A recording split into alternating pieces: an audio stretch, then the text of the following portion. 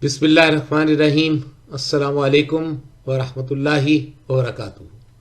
The Messenger of Allah sallallahu alaihi wasallam said, part of a person's being a good Muslim is his leaving alone that which does not concern him. Tirmidhi, Hadith number 2317. There are two blessings which many people do not make the most of and thus lose out: good health and free time. Sahih Al-Bukhari, Hadith number 6412.